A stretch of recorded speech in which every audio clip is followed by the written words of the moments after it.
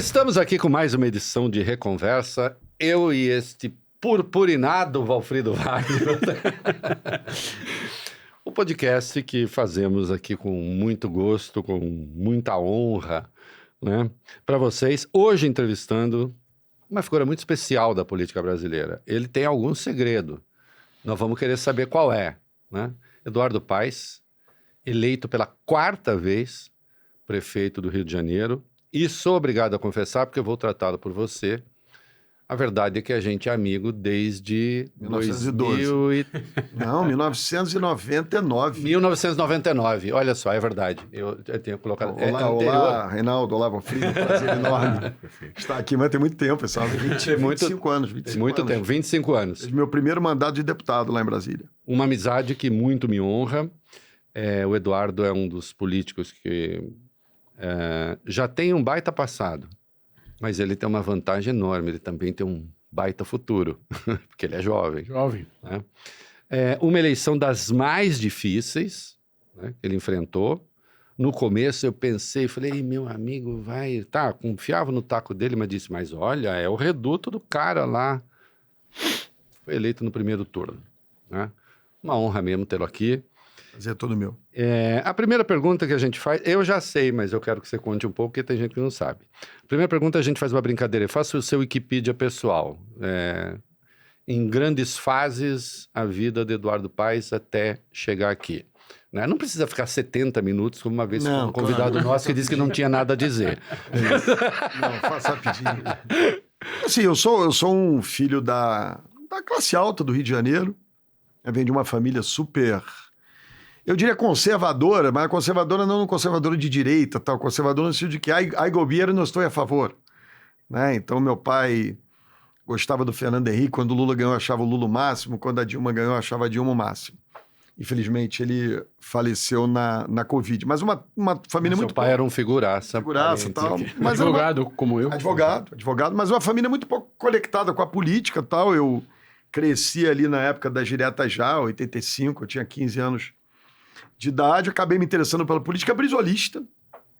Achava o Brizola o máximo, me aproximo do César Maia, que era o economista do Brizola, eu viro subprefeito aos 22 anos da Barra em Jacarepaguá, aos 25 me elejo o vereador mais votado do Brasil, dali vou para deputado federal, isso foi em 96, 98, eu sou candidato a federal quando eu te conheço, em 99, no meu primeiro ano, fiz ali 2 mandatos de deputado federal, em 2006 sou candidato a governador do Rio, perco as eleições, 2008 venho candidato a prefeito, ganho, 2012 sou reeleito, 2016 acabo meu mandato, naquele momento um tanto quanto complexo do Brasil, eu saí vivo, né? No Rio de Janeiro isso não é trivial. A despeito de todas as tentativas que vêm até outro dia, né?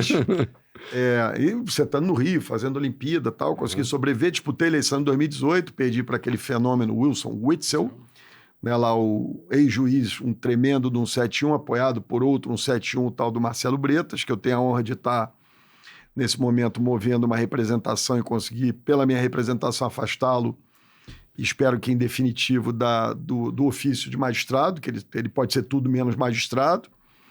Enfim, perco aquela eleição. Em 2020, me elejo prefeito contra o Crivella, que foi, aqui com todo respeito, eu de fato tenho uma relação de respeito com ele, mas que foi tão bom prefeito que até uma página famosa no Facebook, chamada Eu Odeio Eduardo Paes, declarou voto em mim contra o Crivella. Esse evento aconteceu. Enfim, acabei de ser eleito prefeito, então estou indo para o meu 4º mandato como prefeito do Rio. Eu sempre tive uma conexão muito forte com a minha cidade, com o Rio de Janeiro, com as causas do Rio. Enfim, esse lugar tão complexo, né? Que tantas tristezas tem dado aí, especialmente... O Rio tem sido um epicentro dessas crises brasileiras, né? E, enfim... Mas nos momentos que tive a oportunidade, sempre discutindo política nacional, eu gosto muito do que eu faço. Acho que a melhor definição é o seguinte, eu adoro ser político. Quando eu saí da prefeitura em 2016, início de 2017, eu fui para os Estados Unidos, trabalhar no Banco Interamericano de Desenvolvimento, eu ia dar aula na Colômbia também, a Lava Jato impediu. E aí eu fui contratado, indicado pelo Michael Bloomberg, eu fui indicado para ser vice-presidente para a América Latina da BYD, essa empresa chinesa de automóveis aí. E assim, agora não posso... Está indo muito bem, obrigado. Muito bem, eu não posso nem perder esse rédeo, eu cuidei da América Latina inteira. E a vida era um tédio. Ganhava bem, mas tinha fim de semana, enfim, não tinha essas pressões da política. Protesto na porta de casa. Não tinha protesto na porta de casa. Né? Então, mas foi um período interessante. Sentar do outro lado do balcão ajuda a gente a entender um pouco mais a complexidade da nossa sociedade, mas faço o que eu gosto, adoro ser prefeito do Rio, eu sou o cara mais feliz do mundo, ser prefeito da minha cidade, adoro disputar eleição, adoro a luta política, adoro mudar a vida das pessoas. Então, pensem num homem feliz, ele está aqui sendo entrevistado por vocês hoje. Tá aí, maravilha. Bacana. Bela, Recíproca felicidade. belo resumo. Bacana. Sou eu? Tenho uma honra, pô. Prefeito, qualquer um que frequente o Carnaval do Rio, como eu frequento, todo ano nós vamos no Carnaval do Rio. No bairro do Copacabana, depois na Sapucaí, e a gente vê como a população do Rio gosta do senhor. O senhor desfila, o senhor é aplaudido. Não há dúvida da sua popularidade no Rio de Janeiro. Todavia, o senhor como prefeito é cobrado de resolver ou para resolver problemas que não competem ao prefeito, mas que são problemas da cidade do Rio de Janeiro.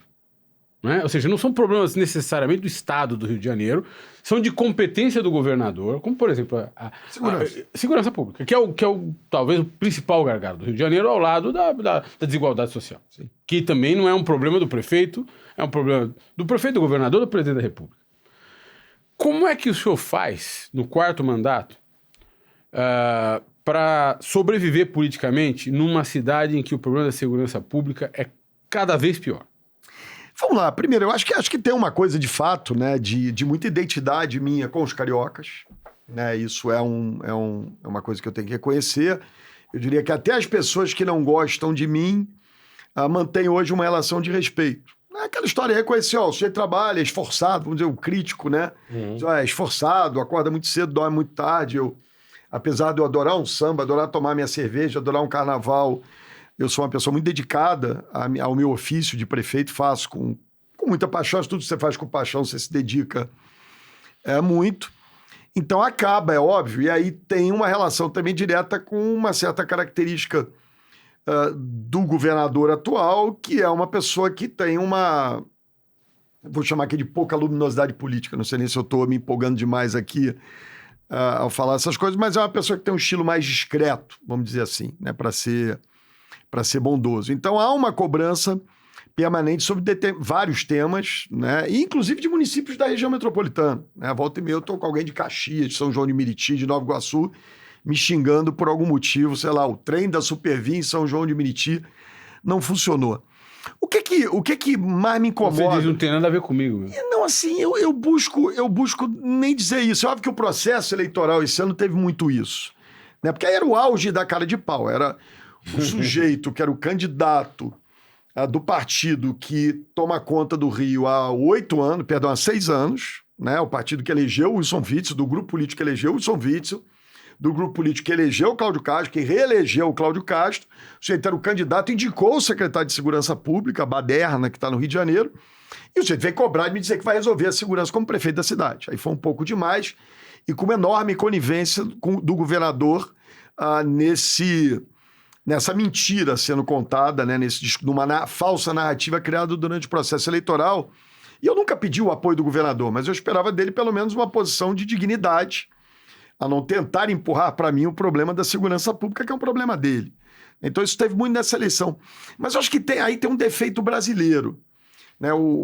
As nossas elites, especialmente midiáticas, né, adoram fazer um seminário construindo uma culpa coletiva que acaba não deixando claras as responsabilidades. É óbvio que todos nós temos responsabilidade sobre tudo. Afinal de contas, eu sou o prefeito da cidade, estou aí para debater qualquer tema.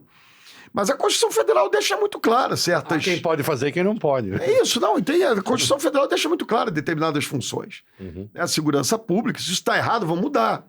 Mas a segurança pública, quem detém as forças policiais, o sistema de segurança pública, sistema prisional, forças policiais, né, polícia civil, polícia militar, é o governo do Estado, né? Não são as prefeituras. Né? Então, assim, você não pode... Não dá para ser uma culpa coletiva, porque tem essa coisa. Eu acho que o Brasil tem 2 grandes defeitos. essa coisa de culpa coletiva, e quando é todo mundo culpado, ninguém é culpado, Claro. que é um pouco a história da Lava Jato. Quando é todo mundo bandido, ninguém é bandido. Né? Ou seja, nada fez mais mal ao combate à corrupção do que o papel que essa gente desempenhou. E a coisa do diagnóstico equivocado. Né? Porque a gente também no Brasil adora construir um diagnóstico equivocado, né? E aí, quando você aplica o diagnóstico equivocado, na hora de você aplicar o remédio, você vai dar o remédio errado. Sim. Então, tem muito essa cobrança. Isso não me incomoda, sob todos os aspectos, né? Porque eu busco ser uma pessoa presente, busco debater os temas da cidade, mas eu acho que é muito ruim para efeitos daquilo que a gente espera dos nossos governantes. Deseduca. É isso, deseduca. Né? Quando você vê um noticiário matinal lá da TV Globo, sei lá, da Record, da TV Globo, de todas as redes de TV, eles dizem assim, as autoridades... Não, mas peraí, né? Se a culpa, o BRT quebrou, ou tá ruim, me culpa, me xinga, por favor, a responsabilidade é minha. Se uma clínica da família, nossa unidade de atenção básica na cidade do Rio não está funcionando, a culpa é minha. Né? Se o trânsito está ruim, se o sinal... Isso é culpa do prefeito. Agora, se o trem que vai para toda a região metropolitana, se a polícia não cumpriu com o seu papel, e a gente vive no Rio uma crise muito grave, eu posso escorrer sobre isso aqui, porque o caso do Rio é perda do monopólio da força do Estado em várias áreas do território, o que é absolutamente inaceitável. Né? Isso é um papel do governo do Estado.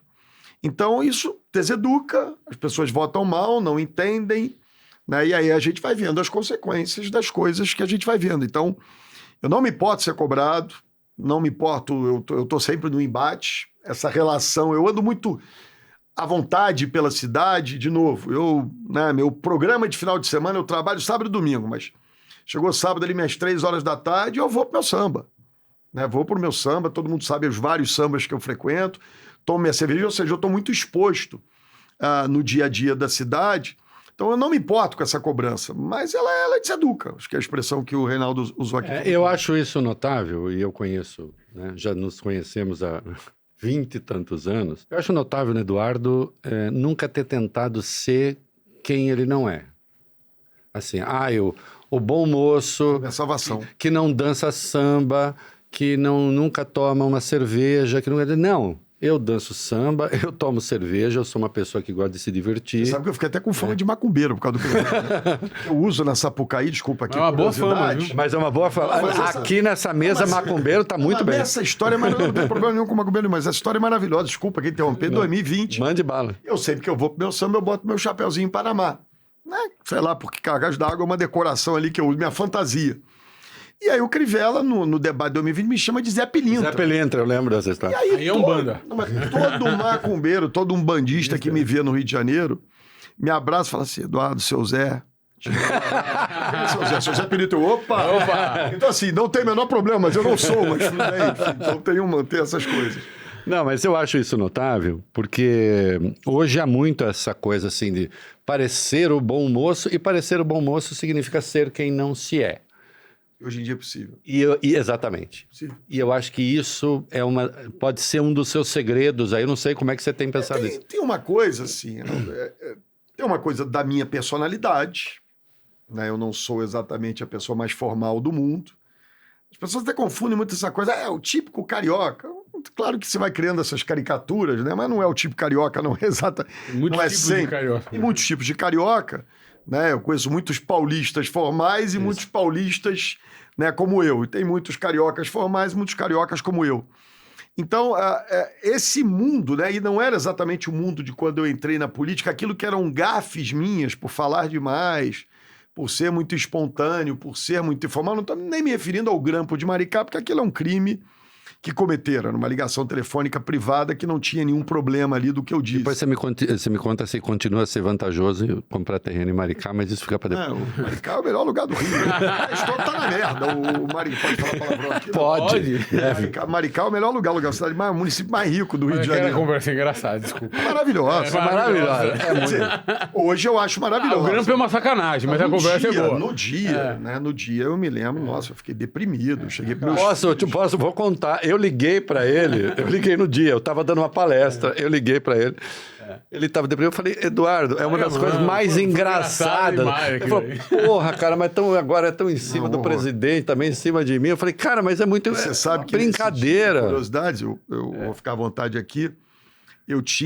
Quando no meu primeiro mandato, peguei uma casa antiga ali ao lado da Portela, Oswaldo Cruz, e fiz lá um palácio, um gabinete do prefeito avançado, né? Na verdade, eu toda sexta-feira ia para lá, trabalhava o dia inteiro, no final do dia o Marquinhos de Oswaldo Cruz sempre ia, e nesse dia que sai a gravação, era uma sexta-feira, da semana, eu na sexta-feira fui para lá e o Marquinhos de Oswaldo Cruz sempre ia para lá com um cavaco, a gente pegava uma cerveja ali, e foi o Arlindo Cruz também, a gente compôs um samba para Maricá, né?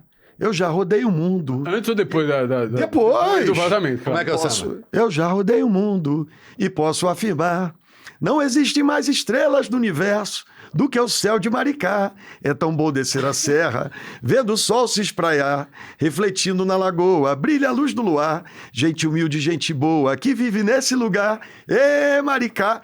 E esse samba, eu Arlindo Cruz, infelizmente o Arlindo tá, né, teve lá um derrame, tá acamado e tal, e o Marquinhos de Oswaldo Cruz, quer dizer, foram os dois que fizeram, eu devo ter botado uma vírgula, uma palavra na história toda. E esse samba, depois, quando eu fui candidato a governador, o Quaquá, que se elegeu agora de novo prefeito de Maricá, uma das figuras mais incríveis da política brasileira, mas falando de sinceridade, esse aí é sincericídio, né? O Quaquá, ele me faz uma reunião em Maricá com, sei lá, botou metade dos vereadores de Maricá em 2018 para me apoiarem, os pobres coitados homens completamente constrangidos, eu tinha dito que Maricá era uma merda de lugar, e eu levei o Marquinhos de Oswaldo Cruz e comecei a cantar essa música no meio do comício. Olha, as pessoas olharam, elas estavam forçadas, elas olhavam para minha cara e eu terminei em segundo lugar em 2018, em Maricá eu terminei em quarto lugar. Mas agora o povo de Maricá já me perdoa, sou amado em Maricá. Nem sei onde é que eu estava falando aqui. Espetacular. É isso, eu acho que essa Estávamos falando sobre a questão da informalidade. Eu acho que ninguém mais se esconde, né? Porque essa coisa da rede social, qualquer lugar que você vá, a não sei que a pessoa seja escrava, não queira viver. Né? E mesmo quem não quer viver, vai viver e em algum momento vai.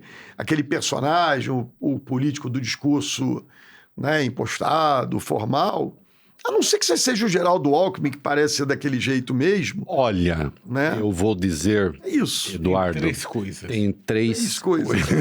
Mas é uma das poucas pessoas que você conhece que é formal no público e é muito formal na relação. E um homem de uma decência inequívoca. Aqui falando equívoca. Aliás, convidadíssimo para vir para cá. Muito, mas é isso, né? Então, agora, eu já vi muito político, né, em episódios em que o sujeito, às vezes a gente acha que é uma coisa que desgastou, mas na verdade o que desgasta é que as pessoas percebem que tinha ali um personagem que é falso. Então, assim, eu sempre fui muito informal e essa coisa do mundo, né? Eu comecei na política há tanto tempo atrás, em que as redes sociais não tinham essa importância toda. A partir do momento que surge isso, para mim foi muito fácil, né? Porque eu vou aparecer fazendo aquilo que eu sou, né? Claro que o lado malvado, o lado prefeito brabo, que dá dura, é mais difícil de aparecer. Outro dia até apareceu eu dando uma dura numa subprefeita minha, mas que até foi uma indelicadeza, me desculpei com ela e tal, mas eu sou um chefe muito duro, eu sou uma pessoa muito disciplinada no trabalho, né? Eu diria, as pessoas falam isso, é muito carioca, eu sou muito... Vamos pegar as caricaturas e eu sou muito paulista. Eu sou paulistíssimo. Eu sou disciplinado, eu sou aquela coisa, João Dória. Acordo cedo, durmo tarde, durmo pouco, né? Dia a dia, essa coisa que eu acho que é importante para quem faz a vida pública, mas ao mesmo tempo não quero perder minha espontaneidade, é muito bom poder ser assim, porque eu não tenho que ficar se escondendo, né, em cima de nenhum personagem. E faz muito bem. Faço bem. Vou emendando? Eu queria fazer uma pergunta, Rei, sobre urbanismo. Porque o Rio de Janeiro ele vive um paradoxo urbanístico, né? Ao mesmo tempo que você tem as comunidades, as favelas, né? Em que as pessoas vivem em condições, muitas vezes, subhumanas. Essas favelas têm uma arquitetura espontânea que é admirada no mundo todo. E se encontram num lugar que é paradisíaco, com a vista mais bonita do mundo, né? E, ao mesmo tempo, representa um problema de segurança pública, de ocupação do Estado, do território pelo Estado. Como é que resolve o problema urbanístico do Rio de Janeiro? Vamos lá, né? Primeiro, essa é uma falsa impressão que se tem sobre o Rio de Janeiro, no sentido de dizer que essa coisa a perda do monopólio da força do Estado, eu vou usar uma expressão um pouco mais sofiscada e rebuscada, claro que com o Valfrido nada é tão rebuscado assim, mas eu vou usar uma expressão mais rebuscada, mas essa questão da perda do monopólio da força do Estado, durante muito tempo se ligou isso às comunidades e às favelas. E eu há muito tempo contesto essa tese. Né? De novo, é aquela coisa do consenso burro que se estabelece. Né? Então, eu me lembro, vou contar aqui um episódio, naquela época das UPPs, que até determinado ponto avançaram muito, depois se perdeu na política e no desgaste da liderança do governador Sérgio Cabral à época, mas eu me lembro, um determinado dia, houve uma tal de ocupação, ou UPPização, sei lá como é que chama a expressão, implantaram uma UPP na Vila Kennedy. A Vila Kennedy é uma comunidade na zona oeste do Rio, na região de Bangu, feita pelo governo Lacerda, com recursos do governo americano. Por isso, Vila Kennedy tem até uma estátua da liberdade da Vila Kennedy. Sim, exato. E a Vila Kennedy é um bairro popular. E eu me lembro que estava lá aquele Globocop filmando a Vila Kennedy, a polícia está ocupando agora, precisam chegar os serviços, o povo não é atendido. Eu me lembro que eu liguei para o editor-chefe do Bom Dia Rio, do RJTV, não me lembro qual era o programa, e disse, olha, querido, deixa eu te dizer uma coisa. A Vila Kennedy, ela tem todas as suas ruas largas, urbanizadas, praças, tem 42 escolas, tem 5 clínicas da família, tem uma UPA, tem, enfim, Vila Olímpica, tem iluminação pública, coleta de lixo diária. No Leblon são 3 vezes por semana, na Vila Kennedy é todo dia. Enfim, não é o Leblon, é um bairro popular, mas não é falta de Estado. Falta ali autoridade, é vergonha na cara. É o poder, o Estado fazer valer a sua força. A infraestrutura está ali, falta a disposição subjetiva de fazer valer. Para completar, na Vila Kennedy, que estava se ocupando, tinham 2 batalhões de polícia. O 14º Batalhão e o Batalhão de Vias Especiais da Polícia Militar do Rio de Janeiro.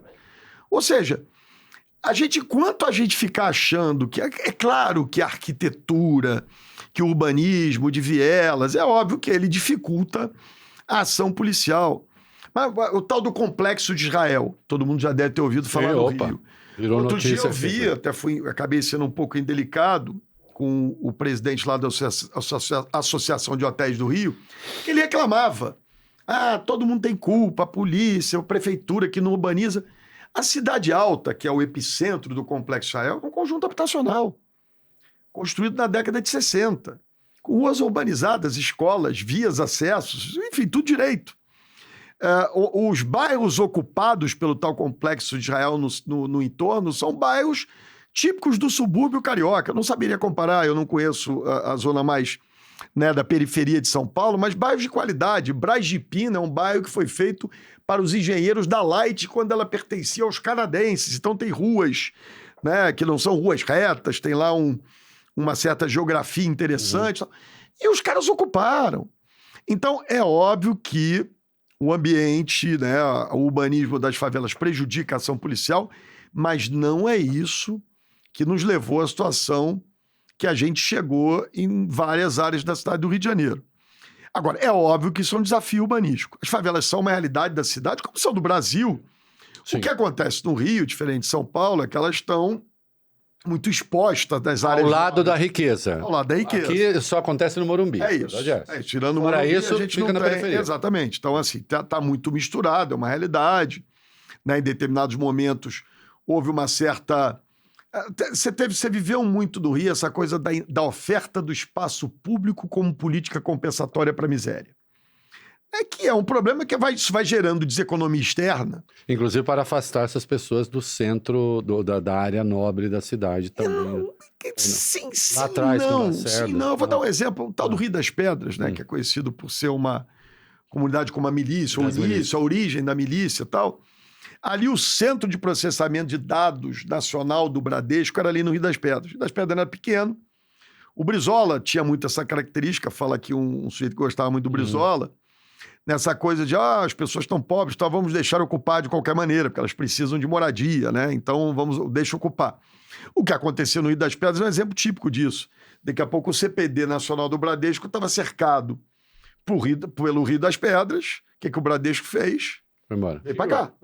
Veio para São Paulo, saiu de lá. Hoje até acho que não sei se ainda é, mas era uma igreja universal. Né? Então, essa coisa dessa oferta ou a desordem como alternativa, né, à pobreza, à miséria, acaba gerando um problema econômico ainda maior que vai expulsando os investimentos da cidade. Então, você tem um desafio de urbanização, o Rio tem uma experiência muito bem sucedida. Você teve um momento, o governo César Maia no Rio, o governo Maluf aqui em São Paulo, que houve até uma disputa entre eu não me lembro o nome do projeto aqui do Maluf, era Singapura e o Favela Bairro no Rio. Né? O Favela Bairro era um projeto, do ponto de vista do urbanismo, ou de uma visão mais progressista do urbanismo, era vamos urbanizar aquilo que existe, dar as condições de habitabilidade. Ele não intervia nas casas, mas abria vias, fazia praças, equipamentos públicos, um pouco esse modelo que tem uma narrativa muito bem sucedida de Medellín, mas começou antes, no Rio de Janeiro. Né? Isso é importante, mas não é isso que vai resolver o problema da segurança. Isso é importante porque as pessoas moram ali e elas merecem dignidade. Então, é sempre um desafio, porque eu tenho tentado introduzir esse debate no Rio de Janeiro há muito tempo, quando jogam a culpa da violência no social. É óbvio que o ambiente de desigualdade e degradação social, ele facilita a criminalidade. Mas o que a gente está vivendo no Rio no Brasil, desculpa, não tem nada a ver com crise social. Né? Tem a ver com a ausência de Estado, de política pública efetiva, de compreensão. Está aqui falando um aliado do Lula, eu acho que, e me parece que isso está começando a acontecer, o que é sempre muito difícil para partidos de esquerda tratarem do tema segurança pública com, muitas vezes, a energia e o desgaste necessário para a segurança pública. Né? Mas você tem um desafio hoje que se espalhou pelo Brasil. Você tem a sofisticação paulista do PCC. É isso aí. O Rio é sempre aquela coisa mais esculhambada. Tem guerra de facção. Paulista se organiza melhor. Aqui houve a fordização do crime. É isso. Né? Os caras fazem uma coisa mais organizada, o que gera menos conflito. Mas você teve um momento no Rio de Janeiro, eu diria que a gente não está muito distante disso, que a polícia parece uma agência reguladora do crime organizado. Ela só entra quando o Comando Vermelho está tomando a área dos amigos, do complexo, enfim, sei lá que porcaria que é, da milícia tal, que agora já é narcomilícia. E é quase como se entrasse para garantir, assim, a operação. A concessão do crime. Essa concessão do Comando Vermelho. Isso. Essa concessão é da milícia. Isso quando ela não exerce a atividade dela própria. Sim, aí tem esse desafio, né? Porque essa é uma coisa dura de dizer, não sei se o que eu vou dizer aqui agora em algum momento será usado contra mim num corte desse de internet. Só se usou, a gente só faz cortes bons. Mas eu acho que tem uma coisa, e esse é um debate sobre segurança pública no Rio de Janeiro, que é o seguinte, quer dizer, quando a polícia quer agir, quando ela quer recuperar o território, ela recupera. Né? Sim, senhor. E aí você fica sem entender como é que surge um tal de um complexo Jael. Ou o que foi a operação que aconteceu na semana passada no Rio de Janeiro, que gerou aquele caos todo na Avenida Brasil, a principal via da cidade. Que pior, resultou no recuo da polícia. O que o batalhão estava fazendo lá? Né? Que eles estavam numa operação daquela sem inteligência? Qual era o objetivo? Então são coisas que a gente precisa levantar. O Estado brasileiro é mais forte. Agora, até que ponto está indo essa cumplicidade do Estado? E o Rio vive um problema que é uma perda dessa sensação de autoridade muito pela postura do governador. Ele politizou as forças de segurança. Né? Inacreditável, nós temos uma Secretaria de Segurança, que não manda na Secretaria de Polícia Civil, na Secretaria de Polícia Militar e na Secretaria de Administração Penitenciária. Ou seja, é impossível um sistema funcionar como um sistema quando não há relação de subordinação, quando você não sabe quem comanda, né? Quando a política interfere de maneira objetiva. Eu nunca consegui entender o que alguém quer nomear um comandante de batalhão, chefe de uma delegacia. Né? Então, é isso que está acontecendo no Rio de Janeiro, há mais tempo do que se devia, do que é aceitável. Né? Isso vai exigir um esforço enorme. Às vezes as pessoas dizem assim, mas não tem mais jeito, né? Não dá para resolver.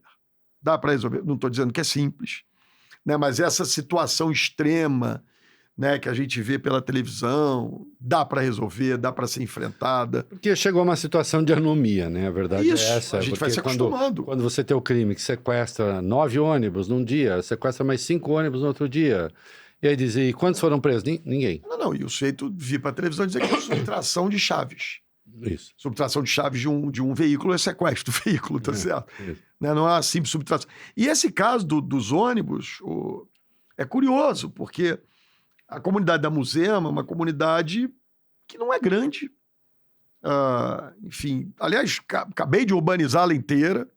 Ela tem uma via de acesso, ou seja, supostamente essa via deveria ser usada a favor das forças de segurança pública e ela está sendo usada contra. Né? Quer dizer, porque o sujeito vai lá e tira a chave do ônibus, para o ônibus, ninguém consegue acessar. Então era para ser usado a favor. Então tem muita coisa errada aí. Esse é o debate, enfim, se eu fosse ficar falando sobre isso aqui, a gente ia perder muito tempo. Mas esse é um debate... Agora, é um debate nacional. Eu acho que o presidente Lula, eu conversei com ele algumas vezes já sobre isso, me parece que eles vão fazer uma reunião... Amanhã vai a PEC, ó. É isso, né? Tem a PEC, eu não conheço detalhe da PEC, mas me parece que ela permite uma entrada maior das forças federais no combate a essas organizações criminosas.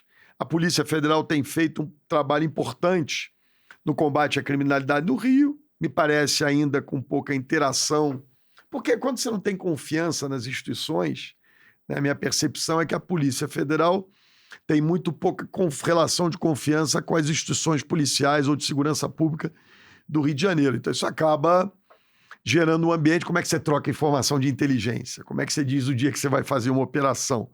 Né, o risco de vazamento é de 120%. Né? Então, eu acho que assim, eu percebo que o presidente Lula entendeu que ele precisa entrar nesse... Eu queria te perguntar, o Valfrido fez o maior seminário de segurança pública que houve no Brasil, convindo o maior número de pessoas, né, por intermédio do IRI. A gente conhece um pouco o receituário da direita. Sim. No caso de segurança pública, vai lá, mata meia dúzia de preto. Tiro na cabecinha. Apresenta tiro na cabeça, apresenta uma montanha de corpos ali, pretos, necessariamente, e tá tudo certo. Pegamos negão ali, acabou, e olha como a gente se preocupa com isso. Mas também conhecemos uma certa dissídia da esquerda que acha que qualquer segurança pública mais efetiva, de algum modo, reprime... o que eu quero te perguntar, isso já é muito conhecido. Você acha que o Lula se dá conta disso, se deu conta disso? Eu acho que sim. Esse é um tema sempre difícil, né, para políticos progressistas. Eu me lembro, só para dizer, esse ano de 2018, eu disputando o segundo turno contra o Witzel, e ele falava, né, que ia dar um tiro na cabecinha. E aí o meu marqueteiro um dia chegou para mim, você tem que dizer também que vai dar um tiro. Eu falei, cara, eu não consigo.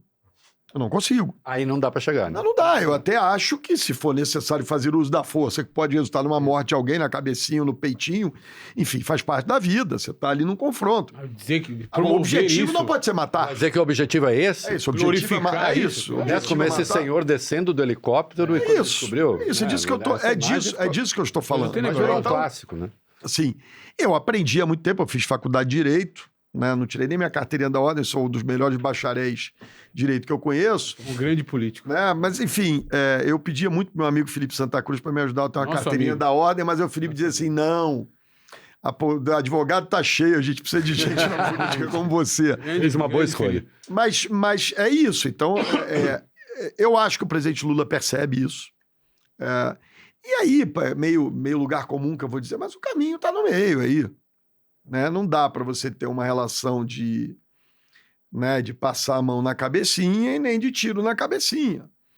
Né? Agora, isso depende muito da postura das forças de segurança pública e do próprio governador, né? No sinal que ele passa.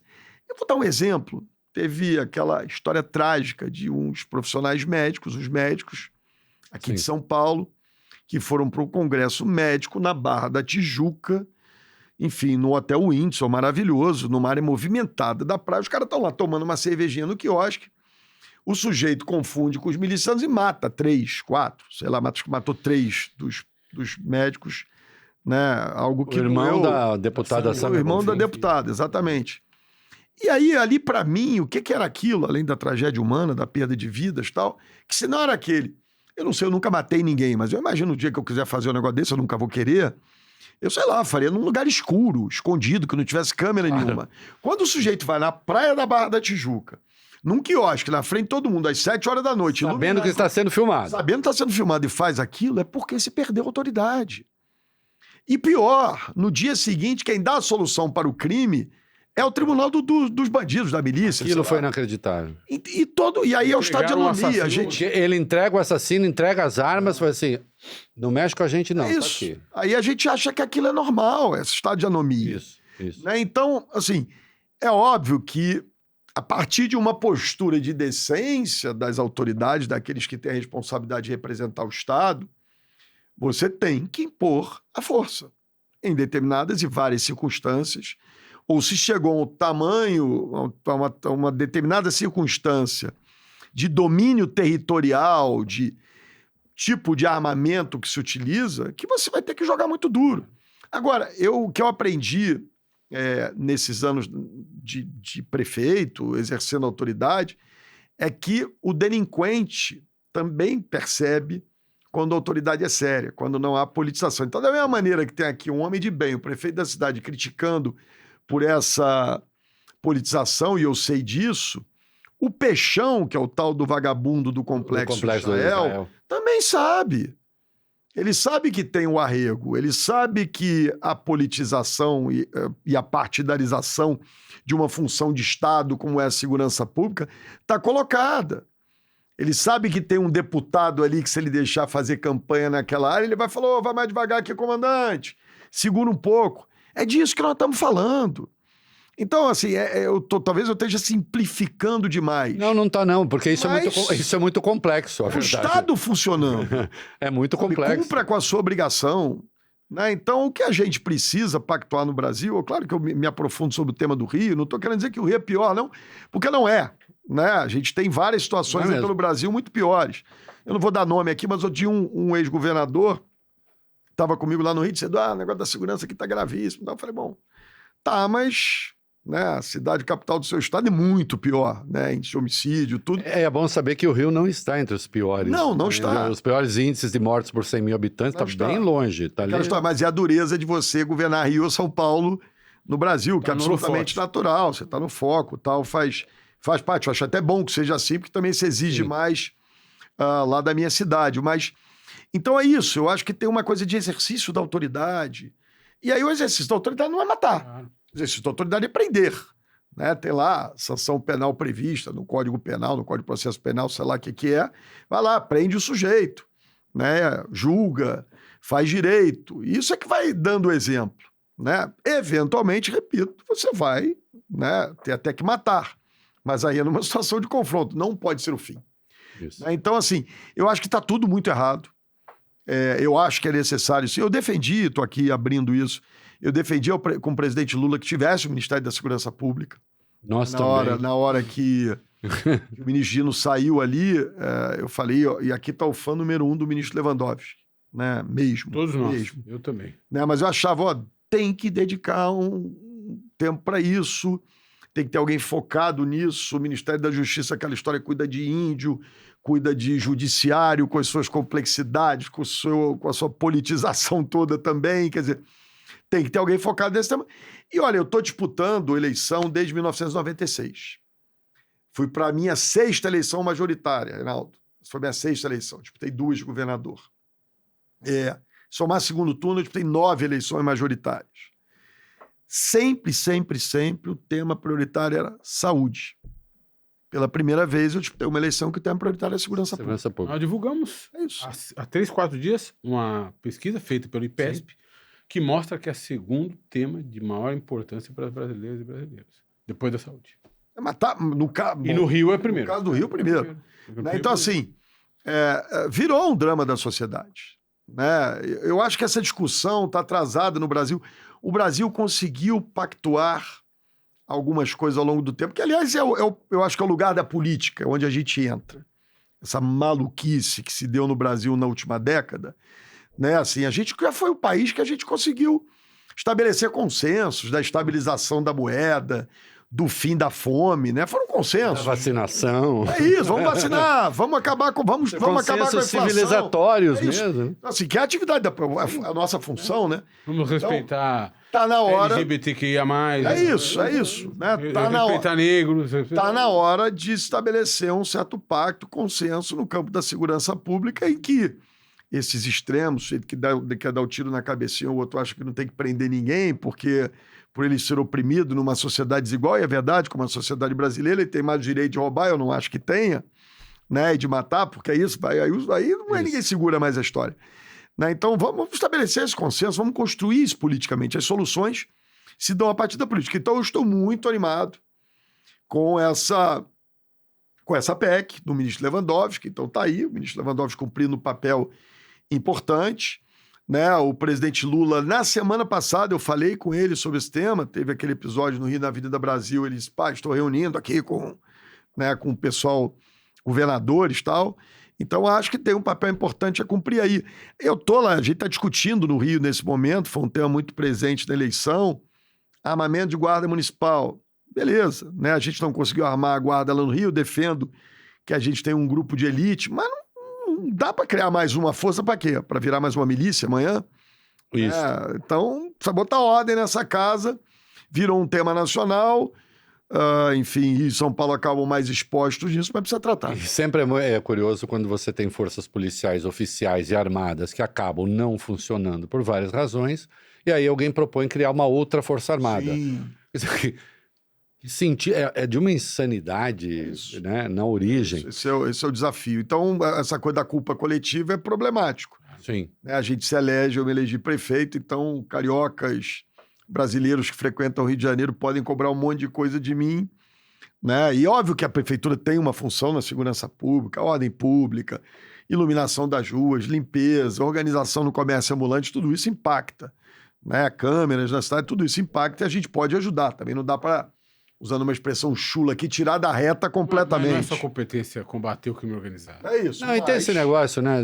Meu Deus do céu, desde o Gil Vicente já tinha uma peça de teatro em que tinha personagem todo mundo e a personagem ninguém. E aí ele fica brincando o tempo todo, né? Se todo mundo faz isso, então ninguém é aquilo. É isso. Se é todo mundo, isso é ninguém. É ninguém. Aliás, todo mundo e ninguém são a mesma pessoa. Coisa, Ou não são a mesma pessoa? São a mesma pessoa. Eu gosto sempre que o Reinaldo ele coloca, né, as coisas poética na história. A gente pensa umas coisas, acha que está desenvolvendo uma tese nova e ele te conta que alguém já tinha tese. Faz 25 anos que ele me sacaneia. Assim. Mas eu me esforço, eu sempre leio ele por causa disso. Vamos lá. Agora vamos falar da política nacional.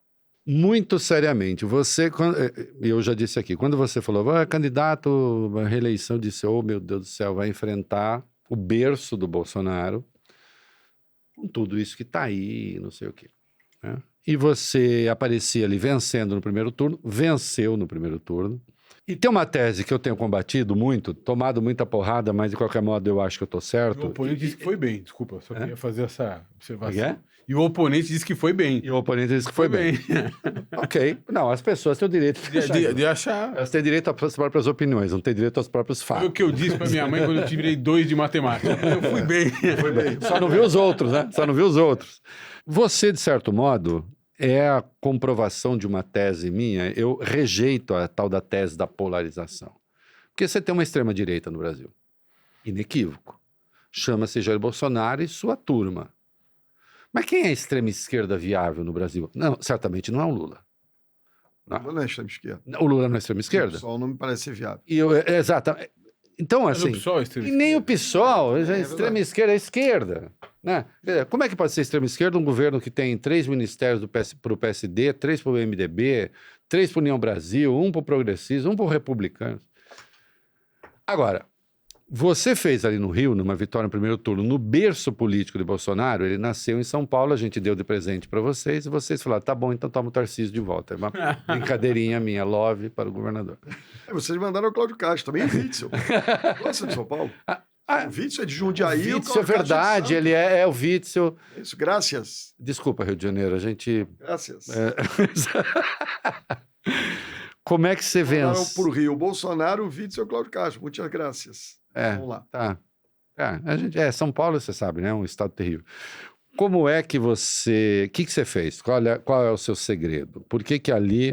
Por que os evangélicos estão com você no Rio?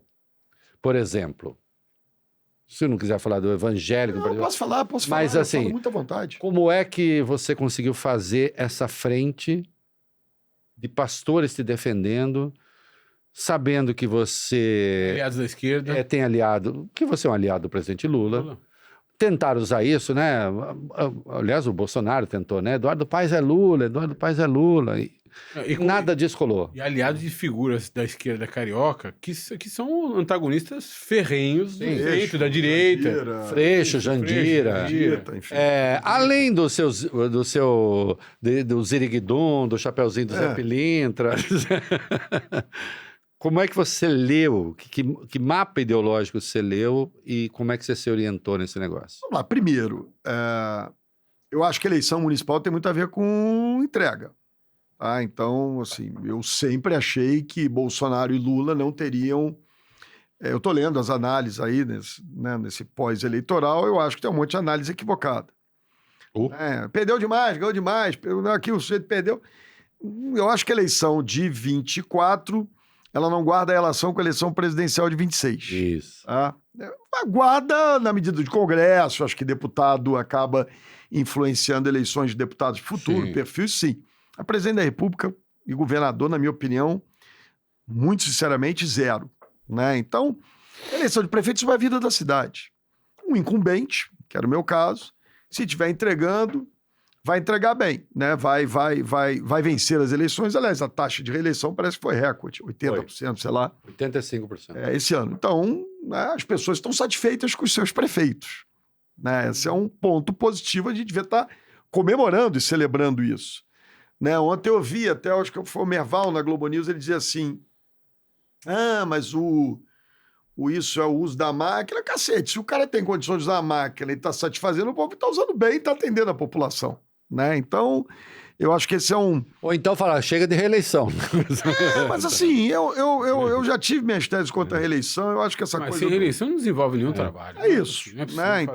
Então, assim, eu acho isso. Agora, é óbvio que você vai tendo as especificidades de cada lugar. Né? Eu nunca fui uma pessoa de posições extremadas. Né? Primeiro porque elas nunca couberam a mim. Então eu evito, eu não sou um sujeito de entrar nas pautas identitárias radicais. Eu acho que houve por uma parte das forças progressistas brasileiras, um excesso de priorização das pautas identitárias. Né? E aí pauta identitária pode ser ampla aqui ou mais estreito, mas demais, não é a prioridade do Brasil. No Brasil, com os problemas que a gente tem, algumas pautas são colocadas por setores da esquerda, são exageradas, e a população, elas também, da direita, no contraponto a essas pautas identitárias. Exagera. Desculpa, o que os outros têm, o que o povo está querendo saber, o que o sujeito está fazendo com suas partes íntimas, tá certo? Ninguém quer saber disso, essa que é a verdade. Nem evangélico, nem umbanda, nem ninguém. Né? Cada um que seja feliz, e essa é a sensação e a percepção da população. Então, assim, a gente tinha um governo muito bem avaliado, e eu sempre dialoguei com as forças evangélicas do Rio de Janeiro, porque eu acho que há um preconceito enorme das elites com as forças evangélicas. Né? Uma visão equivocada sobre esses personagens.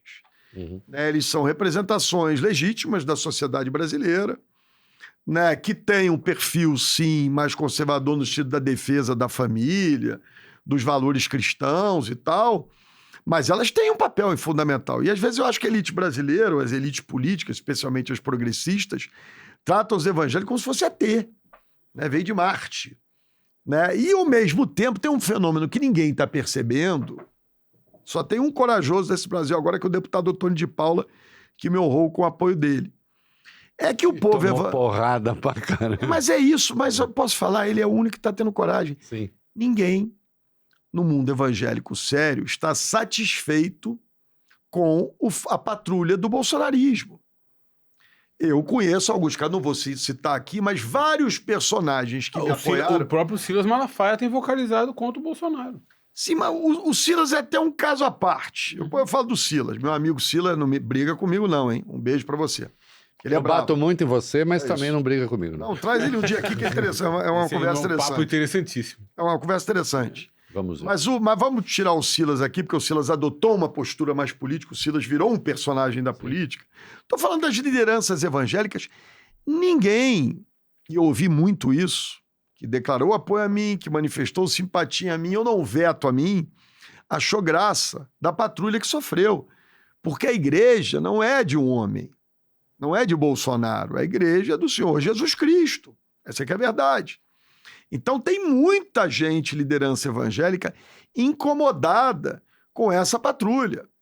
No Rio, o candidato do Bolsonaro, o deputado Ramagem, ele na véspera da eleição, ele ele diz que as lideranças evangélicas que estavam me apoiando o estavam fazendo porque eu estava bancando eventos, dando dinheiro. Você acha que alguém gosta de ouvir isso? Esse preconceito às avessas? Então ninguém é dono dessa turma.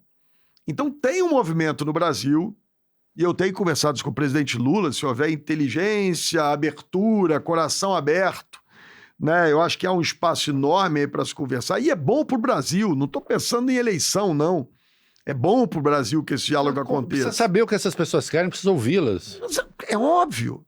É óbvio. Tirá-las, inclusive, desse negócio que o Bolsonaro as jogou ali. É isso, porque nunca foi assim. Isso. Olha aqui, eu tenho o Bispo Abner, meu amigo, talvez há mais tempo do que eu sou seu. Eu era subprefeito, eu conheci... Quem é o Abner? Abner, Bispo Abner da Assembleia de Deus Madureira. É um sujeito incrível, aberto. Né? Você dialoga com o Abner, tem lá as visões do mundo, você vai discordar, mas é uma pessoa de diálogo, né? Que quer saber de bom governo. Né? Você tem vários desses personagens que sofrem um enorme preconceito e o Bolsonaro soube capturar isso de maneira muito, muito competente. Mas eu percebo o incômodo do mundo evangélico com esse excesso de politização, de partidarização sobre as igrejas evangélicas, sobre o mundo evangélico, especialmente essa patrulha do bolsonarismo, com essa gente, desculpa, que de cristão não tem nada. Outro dia eu dei uma entrevista para fora e falei, desculpa, mesmo. Se for olhar para valores cristãos, o sujeito que ficou casado com uma mulher ali a boa parte da vida foi o Lula. Né? Então, se valor cristão de tem que ser fiel à sua mulher, tem que estar lá, manter o seu casamento... Ele é campeão. Ele é o campeão. Isso. Né? Então, nesse caso, um homem de famílias é mais o Bolsonaro do que o Lula. Eu ouvia, né, no processo eleitoral uns personagens lá do Rio, é verdade, eu ouvia homem de famílias? Uns personagens lá no Rio dizendo, eu sou cristão, mas cristão sou eu, que estou com a crise há 25 anos, tá certo? Me puxando minhas orelhas, me dando cascudo, no bom sentido aqui a brincadeira, não sou... É que você não vê ali. Enfim, mas é isso, então, eu acho que a gente tem um momento no Brasil em que as elites brasileiras precisam parar com esse olhar preconceituoso contra os evangélicos como se fossem ETs, como se fossem o mal, essa coisa maniqueísta, sou o bem, outro é o mal, né? E começar a dialogar, porque cumpre uma função social importante, cumpre um papel de diálogo, de resgate, né? Quantos de nós não conhecemos pessoas que melhoram suas vidas por isso? Então, e nunca me impediram de ir pro meu samba. Não teve um pastor que tenha dito. Eu já vou logo dizendo, eu vou passar por Sapucaí. Eu sou portelense, vou tocar meu tantã, vou tocar meu agogô e não tem conversa. Né? Não me peça para eu cumprir com o papel. Agora, ao mesmo tempo, eu vou respeitar a sua igreja, e vou respeitar o Umbanda, e vou respeitar o Candomblé, o espírito judeu, o treco todo. Então, eu sou católico, né? Então, eu acho que tem um momento, uma oportunidade grande no Brasil, né, para a gente desmistificar essa história. Eu tenho dito ao presidente Lula, não sei se eu estou falando demais aqui hoje, mas como não tem nenhum assessor mas não tá mesmo. Para bicar nas minhas canelas aqui hoje, eu passei... O deputado Pedro Paulo, que está me acompanhando aqui hoje, ele diz isso, que me chama no Rio de Dudu, né? E o Dudu tem a ver com essa informalidade minha. Ele diz assim, na campanha nós prendemos o Dudu, agora ele está solto. Né? Então vim aqui a São Paulo com o Dudu muito solto. O Dudu está solto aqui. É isso. Falou que esse Reinaldo Azevedo, que também então, é solto. Então, assim, eu acho que é uma oportunidade. Eu tenho dito ao presidente Lula, tem que conversar, tem que dialogar, tem que receber. O movimento do Ottoni, tadinho, apanhou pra caramba. Mas eu tive com o Ottoni essa semana e disse, Ottoni, você está cumprindo um papel para o Brasil. Né? Você não precisa, ele não está dizendo que está votando no Lula, que acha que concorda tudo com o Lula, mas como é que ele não vai dialogar? Aliás, ele tem chamado a atenção disso. A Bíblia diz: quem constitui a autoridade é Deus. Se o homem está lá, chegou ao posto de prefeito, de governador, de presidente, de deputado... Tem a mão de Deus. Tem a mão de Deus. Então você não vai orar pelo presidente da República? Você vai hostilizar o... Vai desejar que morra, como eu tenho visto muitos cristãos fazendo? Não é cristão. Não é nada cristão. Então, assim, eu acho que a gente vive um momento interessante e que mostra que, assim, esse povo não tem dono. E tem uma coisa que o Silas Malafaia me disse uma vez, falou: Eduardo... Olha lá, hein, que você vai falar de mim. Pastor, Silas, carinho. O pastor, ele, na verdade, ele também vai sentir do pulso do seu rebanho. Né? Não é sempre o pastor. É uma relação bionívoca. Não É é isso, só o vai pastor cá. que fala e o povo Assim, obedece. o cara também vai dizer ali: pô, o Eduardo Paz melhorou meu BRT. Minha clínica da família, que é a unidade de atenção básica, está funcionando melhor. O cara fez a obra na minha rua. Aí você vai falar que ele é pastor ruim? aqui dizer que ele é amigo do Lula é o capeta por isso? isso. Não, então eu quero capeta. Aliás, por onde tentaram a sua... Eu tenho curiosidade de saber esse detalhe. Por onde tentaram a sua desconstrução, digamos assim? Porque você estava lá em cima desde o começo da eleição. Sim, Acho que você não chegou... Lula. Você sempre venceu no primeiro turno nas Sempre pesquisas, né? Sempre E por onde vencido. tentaram te desconstruir? Eu acho que era essa coisa do Lula, ele é de esquerda, enfim, é isso, é comunista. Na eleição de 2020 foi uma pesada, porque era contra um bispo evangélico. Né? Então o Ottoni, ele era cabo eleitoral do Crivella. Sim, o exatamente. Ottoni é bruto. Né? Agora a gente está num love total. Mas o Ottoni dizia que eu estava tendo apoio do Freixo, que eu e Freixo íamos implantar a pedofilia nas escolas municipais. Eu falei: Ottoni, Pois é, para aguentar isso... nem o pedófilo defende a pedofilia. Isso, não. Né? Aliás, Então, assim, a natureza do pedófilo é não defender a pedofilia. isso. Ele não vai chegar lá no Congresso e falar assim: Exatamente. eu sou um... não, ele não vai falar Exatamente. nunca. Então, a gente... Né, essa eleição, de verdade, Reinaldo, assim, eu acho que foi uma eleição muito de... Eu sempre falo isso na reeleição. Eu acho que o maior adversário é o incumbente, de si próprio. Né? Sim. O governo vai bem, está bem avaliado, você entregou, não está tudo perfeito. Né? Não tenta vender para o povo que está tudo perfeito, porque não está, você não é perfeito. As pessoas sabem avaliar, sabem julgar. É claro que, dependendo da circunstância, né, do embate que se tem, às vezes você tem pessoas com tanta rejeição que você não precisa nem estar tão bem. Né? A rejeição é tão grande. Eu tinha uma leitura, me permita dizer isso aqui sem querer magoar ninguém, que o melhor adversário para o Ricardo Nunes seria o deputado Boulos. Né? Porque você tem uma narrativa e uma história... Construída, Eu não consolidada. estou aqui fazendo julgamento de ninguém. Não, tá claro. Mas a narrativa consolidada é que é isso. Eu disse isso em 22 a respeito de um sujeito que me ajudou muito nessa eleição, o Freixo. Freixo. Né? Eu dizia, leva um tempo para essa transição acontecer. Né? Essa coisa não é do dia para a noite. Né? Então é muito difícil você convencer a população que agora eu penso assim, assim, assado. Né? Essas coisas têm um processo. Então você tem essa coisa do pesar a rejeição. Né? O Crivella viveu muito isso no Rio. O Crivella conseguiu se eleger prefeito porque foi contra o Freixo. Né? O Cláudio Castro ganha no primeiro turno porque foi contra o Freixo. E, aliás, é uma coisa que eu tenho cutucado as elites cariocas, né? Porque todo mundo que votou no Cláudio Castro dizia: não, o Freixo vai entregar a cidade para os bandidos. Bom, não era ele. Você pegar o histórico do Freixo, fazendo uma defesa aqui dele, que é um defensor histórico dos direitos humanos, é um sujeito que combate o crime. Né? E é curioso como é que essa percepção se passa como se ele fosse, claro, que o fato dele ter defendido pautas identitárias, né, que comunicam e as narrativas elas vão se construindo da maneira... Que problema em política é isso? Ele é na vida, né? A frouxidão paradoxal da esquerda em relação à segurança pública. É isso. Né? E aí aquela história... As pessoas acham que quando você defende segurança pública, você é favorável a ser fraco com bandido. A violência. Nada a ver uma Quando coisa você com a defende outra. direitos humanos... Quando você tá defende direitos humanos, você vai ser sendo- fraco e frouxo com o bandido. Mas é um negócio da narrativa e política, e ela pesa muito. Agora, Reinaldo, Pois não, Felipe. nós temos aqui um legítimo... Eu tô falando demais, não? Não, vai falar mais. Nós temos aqui um legítimo... Não mesmo. Um legítimo representante do PSD. PSD. Partido do gênio, mais do votado. Midas da política Midas. brasileira, o ministro Gilberto Kassab. Vim da casa, eu não poderia vir a São Paulo. vir a São Paulo sem antes beijar a mão Você vê a casa do Babalorixá, Babalorixá, Gilberto Kassab. Oráculo. Aliás, Oráculo, já convidei. Tem que voltar. Deixa de ser mal criado só porque ficou poderosão agora. Não, mas a realidade... Mas ele mandou um abraço para você. Um grande para ele, um beijo para ele. Mas o que eu quero... A pergunta que eu quero lhe fazer é um pouco sobre o sucesso do PSD nessa eleição para prefeito e vereador. Óbvio que ela se dá por uma questão de acomodação ideológica, né? Eu ouvi o ministro Kassab falar o seguinte: o PSD venceu, o centro vencendo os radicalismos, né? Sobretudo a direita, ele dizia.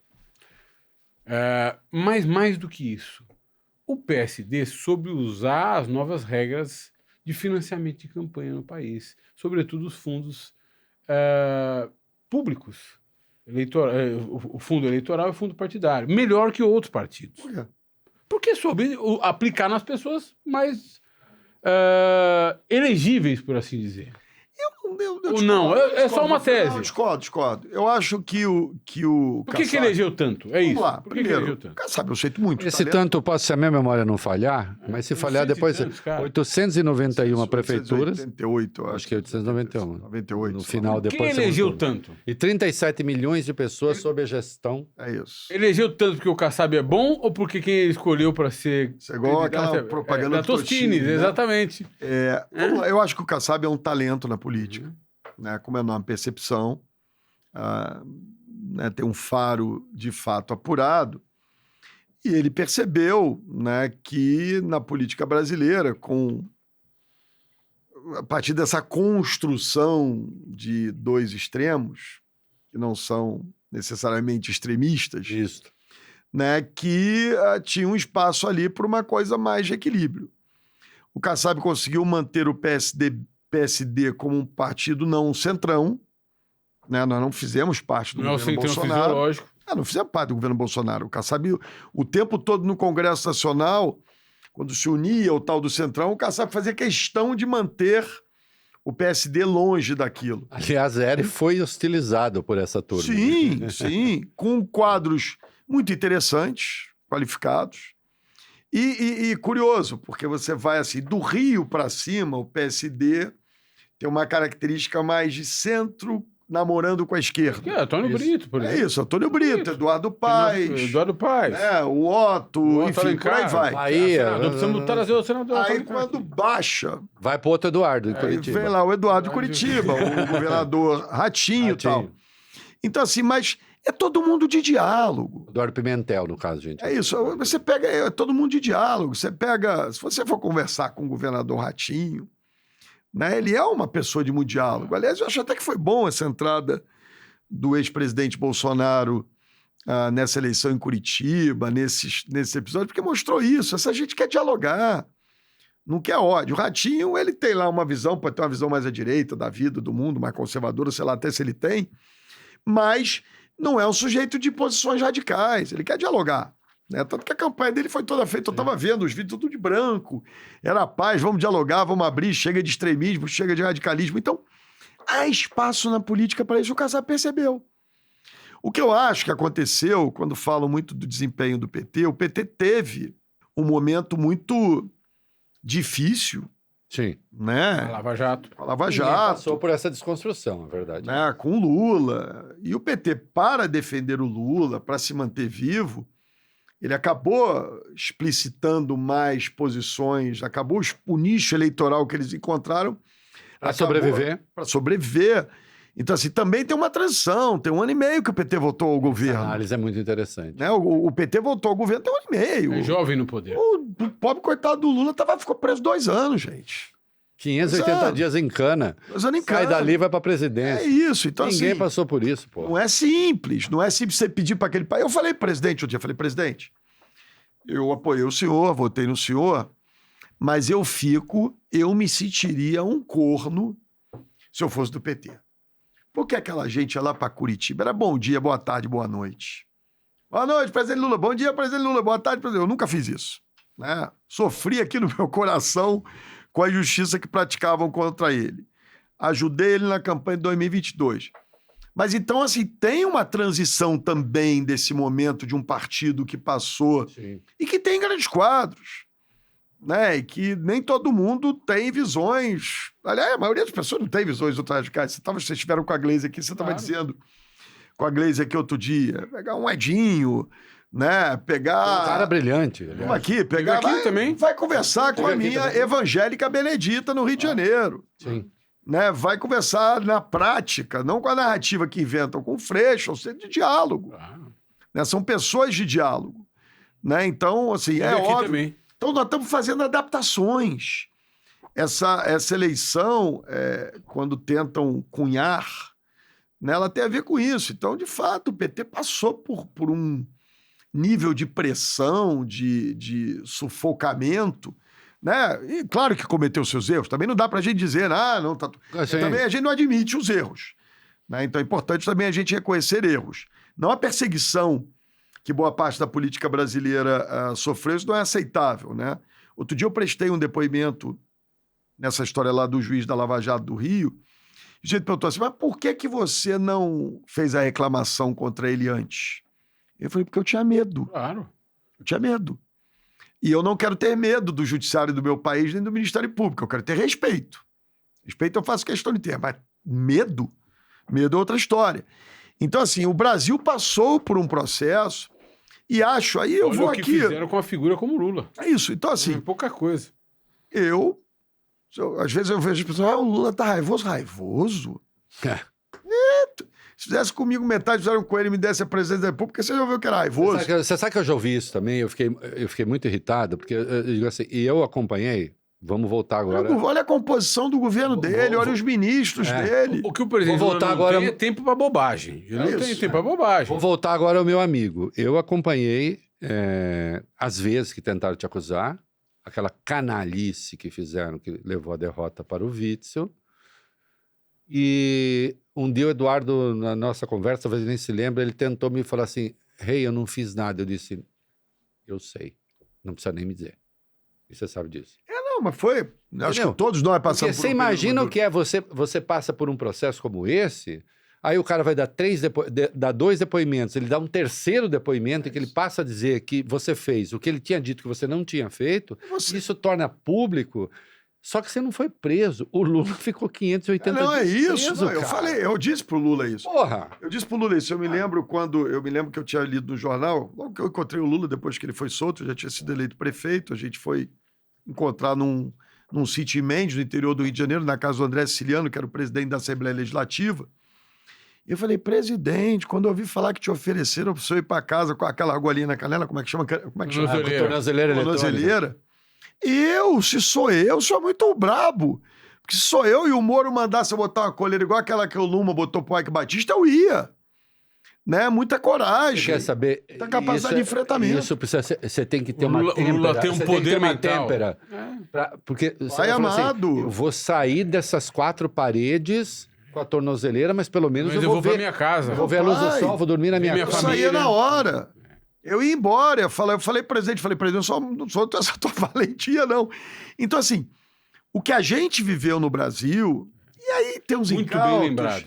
Tem uns incautos que não vão lembrar, que acham que tudo é assim, é todo mundo bandido e tal, mas aí vai o todo mundo e ninguém, né? Isso, todo mundo e ninguém. Todo mundo e ninguém. Então, assim, a circunstância que criaram no Brasil, a partir dessa generalização, é que permite, de fato, também que tenham personagens aí que mereciam estar pagando pelos seus pecados que não estão. Isso. Né? Porque, já que todo mundo ninguém é. Isso. Né? Então, assim... Que, aliás, a impunidade é a pior consequência. Total. Uma das piores consequências da maluquice da Lava Jato. Total. E tem bandido que tá restando impune. Imagina. Foi perseguido. Inventaram tal história. É o que eu disse. A Lava Jato fez com que os corruptos e os garantistas dessem as mãos. É isso. Circunstancialmente. É isso aí. Enfim, sem querer me aprofundar mais aqui, mas eu só dizendo assim, voltando aqui para a política, eu acho que as pessoas têm que entender isso, né? O Partido dos Trabalhadores, né? Não estou aqui com nenhuma procuração do PT para defender o PT, tenho a honra de ter tido o apoio do PT mais uma vez, mas eles passaram por um processo de perseguição, de criminalização, tiveram o seu grande líder, né, passando pelas circunstâncias que passou, que obrigou o partido a adotar uma postura para garantir mandatos naquele momento, né, foram açoitados, né, expulsos. E aí, para garantir mandatos naquele momento... se recolher numa defesa extrema ali. Exato, aí você foi mais a coisa da pauta identitária. Para mim está muito claro que é isso. Então é compreensível. E claro, você está falando o quê? A eleição foi agora. Então você tem 1 ano e meio antes de começar a campanha. 1 ano e meio do governo Lula. Né? Se você querer que essa transição aconteça tão rápido, então acho que é uma tendência. O partido vai se colocando de novo na posição que lhe pertence, de centro-esquerda, né? de trazer da pauta social como as grandes pautas, mas tem uma tradição. E aí eu acho que isso também significou uma oportunidade, e o PT mostrou enorme maturidade, né? Então, aqui, ó, Gleice, estou fazendo aqui um monte de elogio.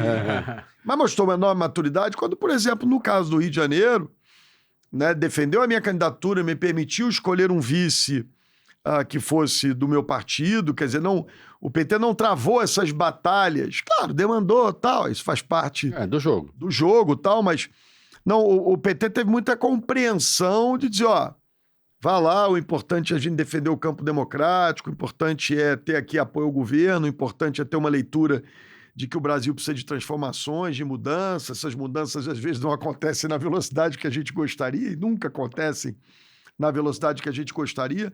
Então tem um processo. Eu sou otimista com o Brasil. Eu sou, consigo ser, né? Assim, eu acho que a gente passou por uma década muito ruim. Um horror. É um horror, mas assim, não é possível que a gente não aprenda. Né? Acho que tem os... Aí, o problema é esse, também não tem que reconhecer os erros do...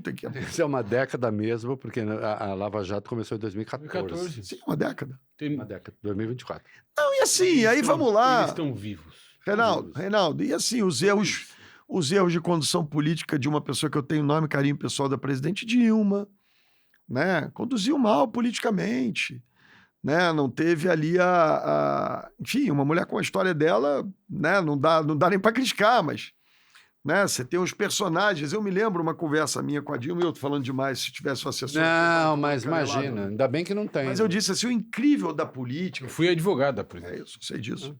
O incrível da política, Dilma, é o seguinte, eu pego um cara feito eu, dizendo para ela, né?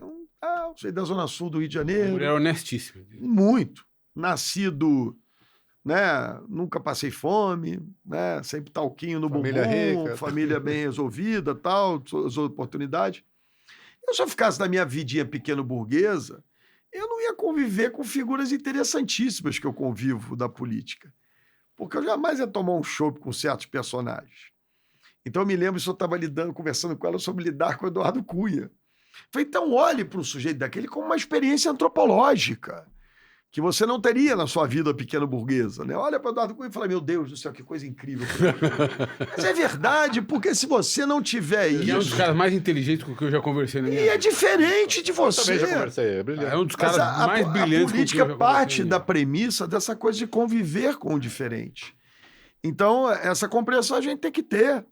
Né? Então, estou aqui fazendo isso em defesa da Dilma, mas que teve ali seus equívocos na condução política do governo, na incapacidade de dialogar, que o Lula mostra todo dia enorme competência.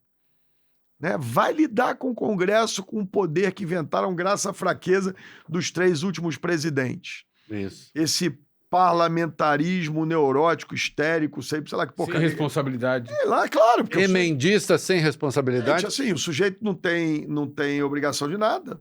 Né? Se destruiu política pública no Brasil. Sim. Meus queridos deputados, respeito, máximo, amor... Com tal. todo amor, mas pegaram quase 25% do que resta de dinheiro livre e... Cadê as políticas públicas no Brasil? Qual política pública? Política pública nisso?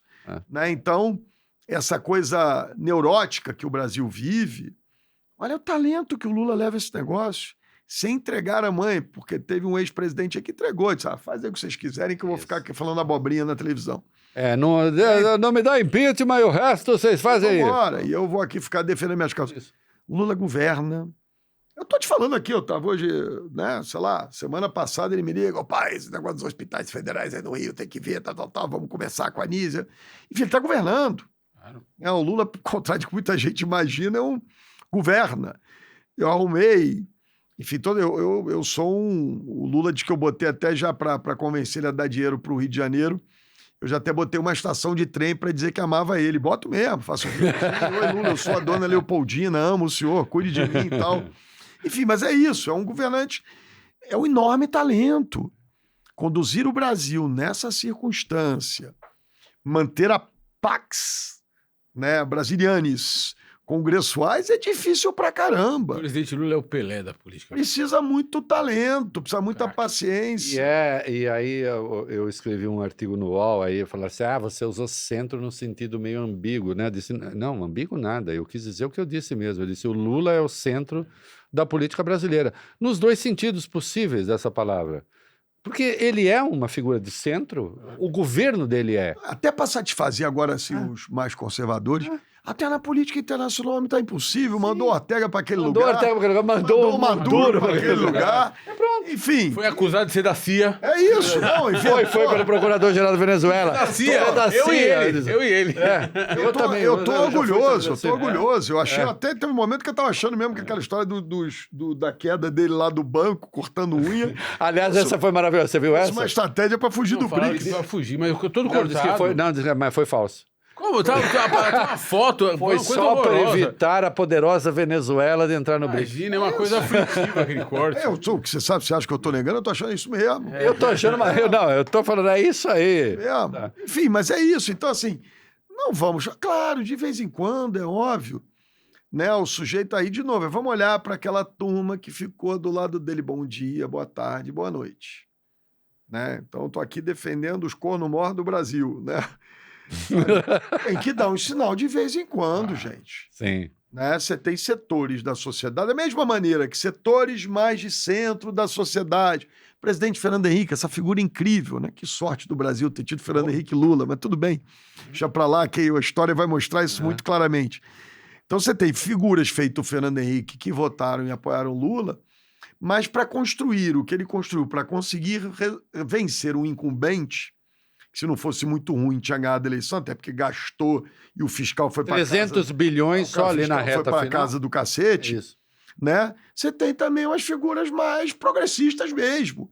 Então também não querer que ele fale com esse público, aí a gente destaca, aí isso disse não sei o que, pelo amor de Deus. Aliás, você sabe que eu não vou dizer o nome, que é uma figura conhecida, mas veio para mim e disse, porque o Lula faz de conta... Vou falar com o sotaque lá da sua terra. O Lula faz de conta que a gente não participou da vitória dele. Eu disse, não, mas peraí. Mas esses que vocês criticam aí também participaram.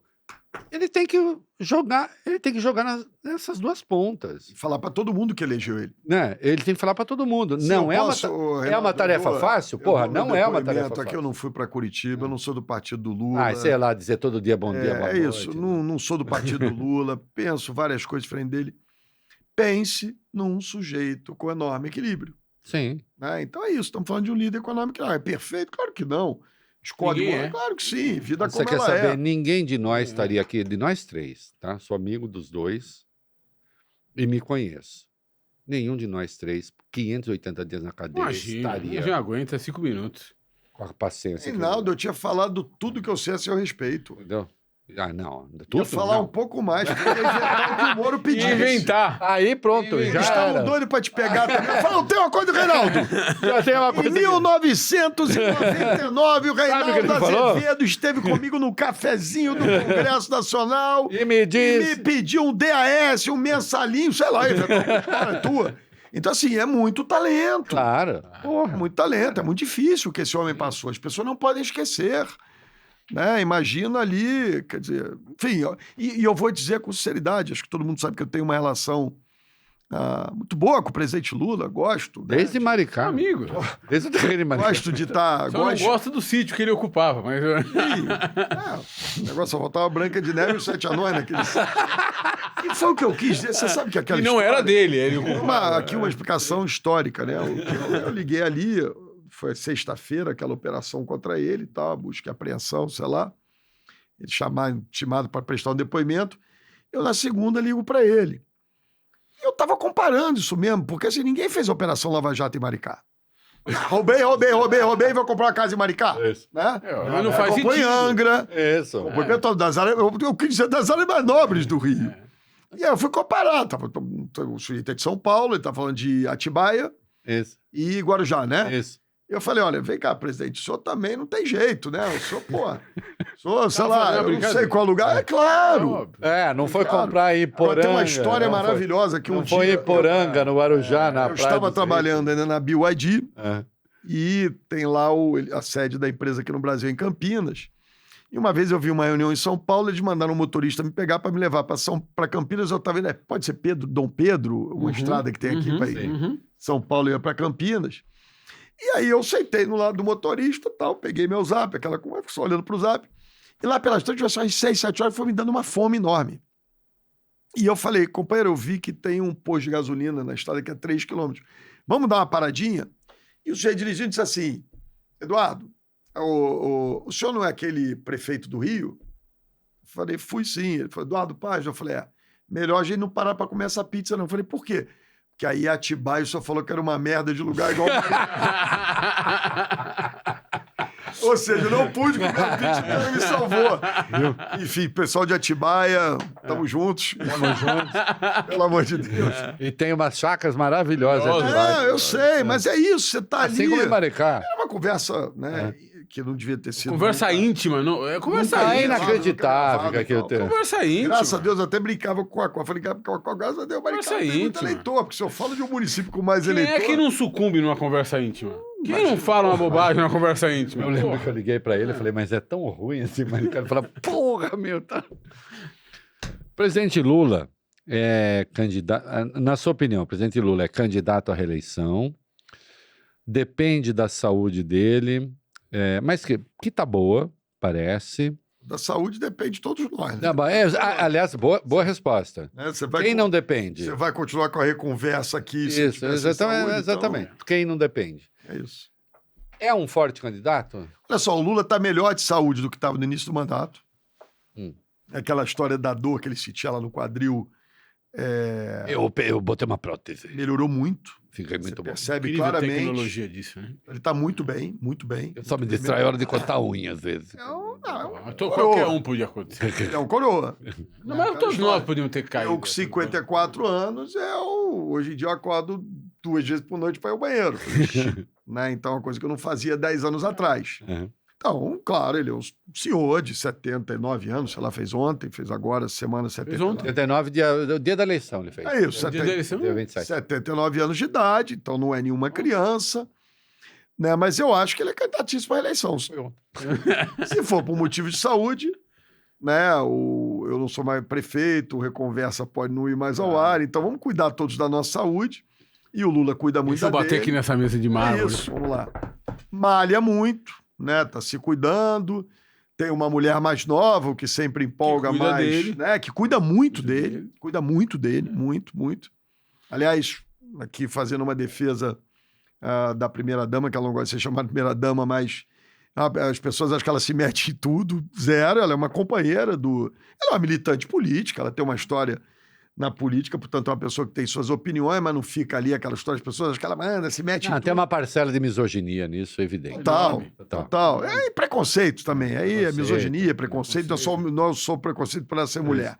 Isso. Preconceito contra, enfim, nível social. Tal. A Isso. gente conhece como é que são as coisas aqui no Brasil. Então eu tenho tido um convívio muito, muito prazeroso com ambos, eu e a Cris, tal. Então não, né, é uma pessoa muito do bem, muito bem intencionada e que está ali também cuidando protegendo o marido dela.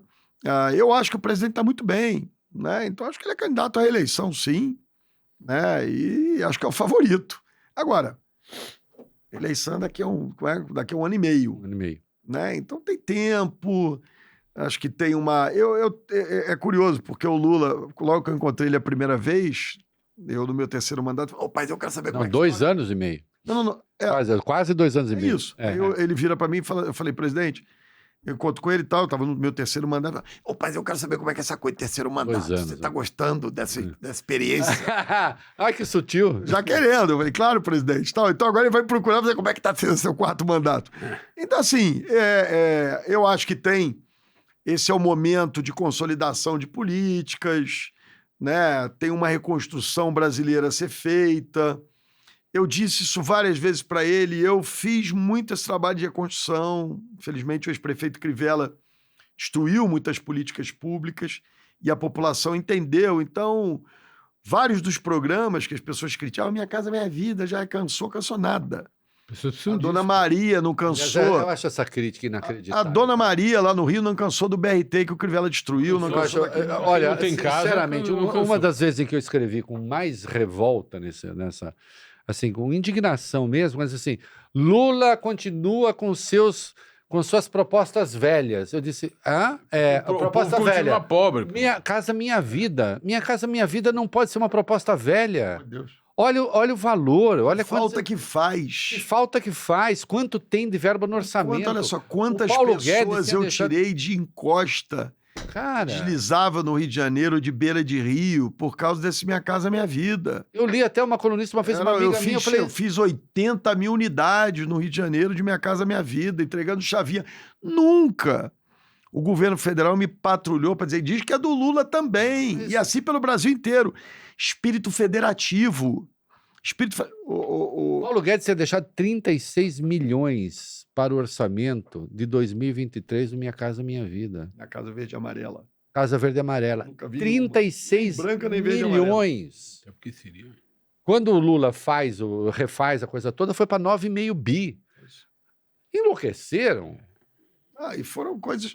Agora, aquela história, né? Estou aqui falando como aliado do presidente Lula, deve ter ali ajustes para fazer, críticas a fazer, mas entendamos as circunstâncias do Brasil, de um mundo complexo, né? Das dificuldades que tem, enfim, de tudo que se enfrentou, de tudo que tem que se enfrentar, porque é difícil esse manejo brasileiro, e nós tivemos 3 presidentes fracos politicamente, sem julgar ali qualquer um deles, né? Não é julgamento Temer, moral. Bolsonaro, não é julgamento moral, não é nada. Então vale para todos, vale para Dilma, vale para Bolsonaro também. Mas a condução política foi uma condução política fraca que permitiu que forças políticas brasileiras se apoderassem Claro. dos espaços de poder, e isso bom não é. Agora, antes de você vir aqui, você teve com uma pessoa, né? Em São Paulo, Sabe? Kassab, que é o braço direito do Tarcísio. Que a direita toda acha que... A direita toda menos o Bolsonaro. Porque não é a direita toda, o Bolsonaro não. Que pode ser candidato. Qual é o enigma, Kassab? Como é que é, assim? Ele tem É a primeira vez que o... 3 ministérios, só para lembrar, 3 ministérios, né, no governo. Apoia o Lula no governo federal. e Apoia o Lula no governo Tarcísio. federal e é um apoio... Seu oponente virtual. É um apoio importante. Apoio importante. Voltamos. 891 prefeitos, 37,5 milhões de pessoas governadas por ele. Ganhou em 5 capitais, uma delas, Rio de Janeiro. Né? Aconselha o Tarcísio. Não, reeleição agora, quem sabe depois. 2030. O Kassab é sincero quando dá esse conselho? Isso, eu vou te fazer um comentário. A gente fui eu, o deputado Pedro Paulo, o deputado Guilherme Schleder e o vice-prefeito eleito, que é deputado estadual Cavalieri, fomos na casa do Kassab agora. A gente saiu de lá e o Cavalieri falou assim, como é simples o Kassab, né? Como ele fala as coisas com simplicidade. Eu acho que essa análise do Kassab que ele fala publicamente é adequada. E é a verdadeira. A verdadeira, ele diz assim, olha, o candidato é o Lula. Se o Lula não for, vai ser o Tarcísio. Porque o Tarcísio só será se o Lula não for, porque o Lula, se não for, é porque ele não pode ganhar. Isso. Ora, pois, é isso mesmo. Então, assim, se por algum motivo o Lula decidir que não dá pra ganhar, é capaz dele falar, vou me arriscar essa altura da vida, disputar mais uma eleição, ou porque tô coroa, ou porque, sei lá, deu tudo errado. E por que eu depois de ganhar 3 vezes vou perder mais uma? É isso, o Lula passa aí, o Tarcísio pode ser uma alternativa. Né? Eu tive 3, 4 vezes com o Tarcísio da vida, um jeito muito gentil, muito educado, né? Tenho que dizer isso aqui, me pareceu uma pessoa muito equilibrada. Carioca, né? É isso, a coisa do Rio de Janeiro ajuda a crescer. Então, acho que é isso. Eu acho que a leitura do Kassab é sincera. Acho que é absolutamente sincera. Ele acha que o Lula é o candidato a presidente favorito. Se por acaso o Lula não for, tem um espaço aí pro não incumbente, né? Porque o PT tem dificuldade Política de pode ter ser outro o nome. imponderável. Assim. É isso. Então, sabe, eu não acho que ele tá eu acho que ele tá dizendo a verdade. Eu tenho uma simplicidade nas análises do Kassab que as pessoas... Porque aquela história, tem um pouco do jornalista, que é papel de vocês, tá ali, lendo o que está nas entrelinhas do que esse sujeito disse. E às vezes é simplesmente o que ele Às disse. vezes é simplesmente o que ele disse. E o Kassab tem essa característica. Ele no discurso, do debate político, na conversa política com a gente, tem essas coisas. É de uma simples... Não, Eduardo, isso aqui é assim. Sabe, mas posso dizer isso? Pode. Não Às tem vezes uma rosa é uma rosa, é uma rosa. É isso. É isso. É isso. Posso fazer uma pergunta? Mas não. Eu tenho um amigo jornalista que disse que a gente faz perguntas muito longas. Então eu vou fazer uma pergunta curta, mas Quem é muito essa difícil. pessoa Não, eu não vou falar o nome Fala dele. o nome dele. Não vou Quem é o falar. Paturi? Não é o Paturi, o outro jornalista. Beijo para o Paturi. O Rio de Janeiro continua lindo? O que tem de bom na sua cidade? É demais. É demais. Assim. Por que nós devemos ir à sua cidade? Primeiro, assim, todos os governantes do mundo, especialmente do Brasil, morrem de inveja de mim, que eu sou prefeito do Rio, eles não são. Eu, às vezes, vou, Reinaldo, eu vou naquelas reuniões no Palácio do Planalto, aquelas cerimônias lá, aquelas coisas chatérrimas, e aí tá aquele monte de governador, aquele monte de prefeito, eu olho pra cara dos caras todos e falo assim, coitado, estão morrendo de inveja de mim, que eu sou prefeito do Rio, eles não são. Mas, de verdade, minha cidade é muito especial. Assim, o Rio é um lugar incrível, né? Enfim, a espontaneidade, a informalidade, o charme da cidade, as zonas turísticas tradicionais são incríveis. Se você for andar pelo subúrbio, aí também um pouco essa coisa, a gente falou de violência aqui pra caramba, mas não é uma coisa também, você não sai, sabe, o tempo todo, "Ô, socorro, né? Ou ser assaltado, né? É uma, né? Esses conflitos estão muito, né, restritos a determinadas áreas da cidade que você vai evitar. Então, é uma cidade mágica, de muita cultura, com enorme potencial econômico, né? O Rio tem muita força econômica, é a segunda economia do país, tem boa parte das principais empresas do Brasil, estatais importantes, Petrobras está lá, o BNDES está lá, a TV Globo está lá, enfim, a Vale está lá, quer dizer, tem uma economia pujante, forte, vamos ter uma nova bolsa. Ainda é o retrato do Brasil. É isso. Vamos ter uma nova bolsa. Eu tô pensando em mandar um Najinarras carioca para B3 para ver se enfim. A ideia da nova bolsa é dele, tá querendo tirar B3, nossa. É isso, eu não sei se você viu, eu fiz um vídeo, né? Botei um coletinho daquele. Eu vi. Né? Sei lá, parece aquele bibelô da Faria Lima. Os meninos da Faria Lima. Meus, puta Ô, meu, vamos agora ao Rio, tá querendo? Botou um copo Stanley aqui. Então, enfim. Mas eu acho assim, eu acho que o Rio. É isso, a gente gosta, né, de sentir esse carinho do brasileiro pela nossa cidade. A gente gosta de representar o Brasil para o mundo e representa mesmo, né? Aquela história, né, o São Paulo é pujante, forte, principal economia do país, e isso a vida inteira, mesmo quando o Rio era a capital, né? Enfim, passamos por muitos problemas, mas o Rio não perde seu charme. Vamos pro Rio no final de semana? Vambora, eu quero, olha só. Vamos. Olha só, primeira coisa, aliás, vou fazer um convite público aqui. A história de você vai para Sapucaí, ir para Sapucaí é uma coisa, e para Sapucaí com o prefeito Eduardo Paes é outra coisa. Você precisa de um convite, né, prefeito? Então tá feito o convite aqui, vou contar de carnaval. Sapucaí, te levo para comer um feijão na casa da tia Surica, te levo para as escolas, vambora. Você vai amar as melhores rodas de samba do Rio de Janeiro e carrega esse paulista, branco azedo. Né? Ele gosta de um solzinho. Não, branco azevedo, né? Azedo. Mas quando eu vejo, ele tira férias, tal, diz que tá lá aqui na praia, meu, legal. Aí puxa o 14. Enfim, então é um prazer recebê-los lá. Aliás, esse ano o Réveillon no Rio é imperdível, né? Nós vamos ter Caetano e Bethânia, tem a Ivete Sangalo, tem depois a Anitta na praia de Copacabana, enfim, vai ser uma festa imperdível. Comece a reservar seus hotéis paulistas, peguem seu dinheiro, gastem lá no Rio de Janeiro, venham com tranquilidade, que nós vamos tratá-los muito bem, meu. Porra. Aí eu liguei pra ele, meu, com o negócio da Madonna, eu disse, escuta, a Madonna vai aí? Reinaldo, eu não posso te falar. Eu falei, porra, a Madonna vem aqui, eu não posso dizer que vem. Não, e vem. Em maio vai ter outra Madonna? Vai ter outro show lá maravilhoso. E esse negócio da Madonna foi uma loucura, né? Porque aí começa essa mulher fazendo depravações. Eu falei, gente, não olha. Ela fez. Até... Não, Não, calma. fez. Calma, não sejamos tão liberais assim. Nós somos pessoas defensoras da família. Teve lá umas baixarias que eu falei, Jesus, estou frito, né? Então, assim, mas é aquela história, não olha. Teve eu não vou contar o nome, mas teve um pastor que me ligou e falou, do que absurdo. Eu falei, isso não é Covid não, pastor. Não é Covid, é que você chega perto, dá vontade de falar, você pega. Você fica tranquilo que você não vai ficar. Se você ficou com vontade é porque o teu problema é outro. Sabe? Quando é vírus, não. Então, assim, teve lá suas. Mas é isso, o Rio é uma cidade de celebração. É uma cidade icônica, mundial. Você deu a resposta que eu dei uma vez para um pastor que começou com esse negócio de que homossexualismo, de tanto conviver, eu disse, querido, não é assim. Se você ficou com vontade, você já estava. Não, para. Mas virou a cidade dos eventos. Mas é isso, não? E é... A vida inteira. A vida inteira o Rio tem uma coisa de... Mas quando é que você sacou? Vou resgatar Desde sempre. O Rio tem uma coisa muito interessante que foi feita sobre o Rio. Início da década de 90, meados da década de 90, o primeiro governo do César Maia, ele faz um planejamento estratégico da cidade. E ali começa a história de Olimpíada. A Olimpíada não foi o sonho numa noite de verão. Os Jogos Pan-Americanos vêm por isso. É aquela história, manter o Rio de Janeiro no imaginário mundial. É uma cidade sexy, desejada. Então, o G20, eu cheguei, Lula, que porra é essa? Mas o G20 aonde? Brasília? Com todo respeito, aquele paulista lá na Lima, vai fazer no Rio. Entendeu? Porque é isso.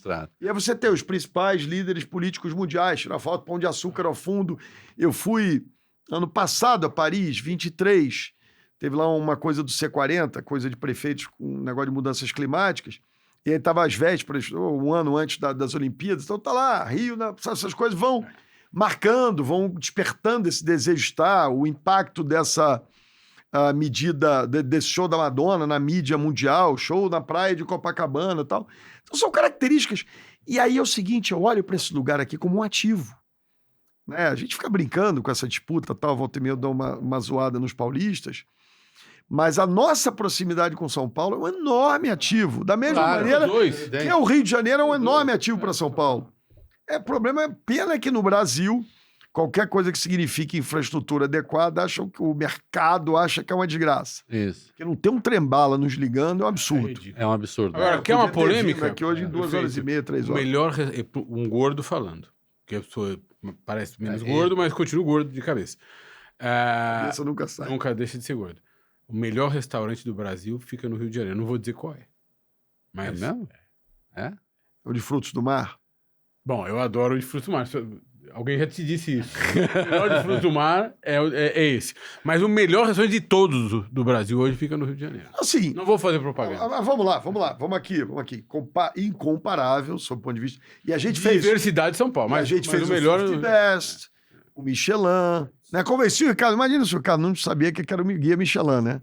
Aí liguei para ele, Ricardo, vamos dividir, mas o guia vai ser Rio e São Paulo. Vambora, tal. Né? O guia que era pneu. Não. Guia Michelin, Rio e São Paulo. Mapa de estrada, pô. Pneu. Então, pneu, o 50 Best, tal, essas coisas... Claro que aqui você tem uma oferta muito maior. Tem uma diversidade maior. Pela demanda, a quantidade de dinheiro e tal. Assim, eu acho que é isso, né? Essa construção adequada de um Brasil que a gente quer avançando, que a gente quer melhorando, enfim. Eu sou, de novo, otimista com o Brasil. Agora, Eduardo, e agora falando como um observador da política, como seu amigo também, porque não posso negar, mas observador da política. Você não quer parar ali na prefeitura do Rio, né? Olha só, é prudente você falar que você não vai se candidatar a governador? Olha só, não é isso, né? Outro dia você disse assim, mas aí você vai ter... Eu quero você na presidência. Sim, você diz assim... Você é político. Você vai terminar prefeito... E, cara, eu fui prefeito da segunda cidade, a maior cidade do Brasil, 4 vezes a cidade que eu amo. Então, assim, eu não quero ser um frustrado depois de alcançar tantas coisas. Entendi. Eu quero ser uma pessoa, eu quero fazer com felicidade aquilo a que eu me propus. Se novas oportunidades surgirem, se eu entender que é o caminho, eu disputarei. É possível sair vivo do governo do Rio de Janeiro? Do Estado? Vivo, politicamente. É possível sair pelo menos solto. Acho que é. Esse é o desafio hoje em dia. Você é boa. Porra, é a melhor resposta que já teve. Porque assim, E mais rápida. eu tenho, assim, o que me dá prazer, né, esse desafio, essa realização, é isso mesmo. Eu contei aqui meu exemplo. Não estou dizendo que eu não gosto das boas coisas da vida, não, né? Você poder ganhar dinheiro é bom. A experiência que eu tive na BYD foi muito legal, ser bem remunerado, né? Ser tratado como um executivo, né? Não ter cobrança, ter final de semana, estava dizendo isso aqui. Mas, assim, gente, nossa atividade é muito melhor, né? Eu adoro o que eu faço com muito prazer. E, assim, os desafios vão surgindo. Mas eu não quero transformar isso numa obsessão na minha vida. Entendi. Eu vi caras assim, vou falar de um cara que eu adoro, né? Assim, eu conheço poucos políticos no Brasil com a trajetória de sucesso do Zé Serra. Sim. Com as entregas que esse homem tem ao Brasil. E ele é um frustrado porque ele só queria ser presidente do Brasil. E com brilhantismo. Prefeito de São Paulo, ministro da Saúde, governador de São Paulo, presidente da Uni, foi tudo. Ministro da Homem brilhante. Um homem brilhante. E por acaso não deu para ele ser presidente. Porque só pode, olha, antes de ter a eleição, só podiam 25 num século. É muito pouca gente. Só pode ser prefeito do Rio 25 num século. Agora, com a eleição e comigo com 4 mandatos, diminui muito a chance de ser prefeito do Rio. Sim. Então, assim, você não pode... O que eu não quero ser é um obsessivo, psicótico, frustrado, tendo sido prefeito da minha cidade 4 vezes, sabe? Tendo a confiança da população incrível do Rio de Janeiro 4 vezes. Então é isso. Mas se outros desafios pintarem, vambora. Vambora. Eu adoro, acho o Brasil incrível, adoraria. Para você falar assim, eu adoraria ser candidato a presidente um dia. Não ia ganhar nada. Mas eu ia me divertir pelo Brasil afora. Entendeu? Porque eu acho que é um país incrível. Né? Adoraria. Já fui candidato a governador 2 vezes. Vou dizer, não quero ser governador. O cara já foi 2 vezes. Como é que não quer ser? Né? Agora o povo não me quis. O que eu vou fazer? Vou ficar com raiva do povo? Eu não. Circunstâncias. É a vida como ela é, mas é assim. Que mudam. Mudam, às vezes se repetem, né? Tá tudo bem, tô feliz.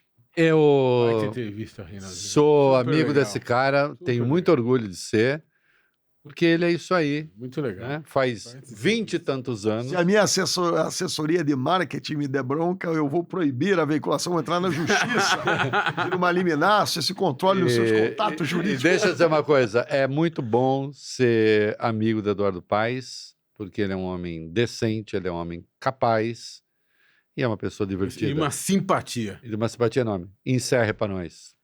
Legal, gente, agradecer, falar que é um prazer. Eu acho que esses espaços, né, que estão sendo construídos nesse novo mundo de comunicação são muito importantes, né, porque eles permitem esse contato mais direto, essa conversa mais informal, permitem quem está nos assistindo entender um pouco, porque às vezes vão construindo as narrativas do nosso respeito, que são, né, nem sempre as melhores.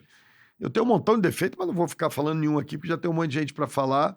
Exato. E eu nunca deixo minha mulher dar entrevista, porque ela entrega tudo para todo mundo. Mas, enfim, uma honra estar aqui com vocês, uma honra visitar essa cidade pujante, incrível, que não chega nem aos pés da minha, mas que é maravilhosa. Claro, São Paulo. e a gente nem ambicionaria tanto. Você sabe que eu Esse cheguei... corte, quando ele for candidato a presidente... Aí a gente tira. Eles continuarão sabendo que a minha paixão é a minha cidade, é o Rio de Janeiro. Mas é curioso, o Reinaldo, quando eu atrasei um pouquinho, eu tive lá no Kassab, ele me liga, eu estava subindo o elevador, ele falou, você está perdido na cidade grande? Enfim, muito obrigado, uma honra por estar aqui com vocês. Nós que agradecemos. Olha aqui, gostou da entrevista? Dá like, se inscreve no canal. A meu juízo, uma das melhores de todos os tempos. Eu não vou dizer assim, a melhor, é uma, com certeza, uma das melhores Muito entrevistas legal. e das mais divertidas. É isso aí. Tchau, até mais.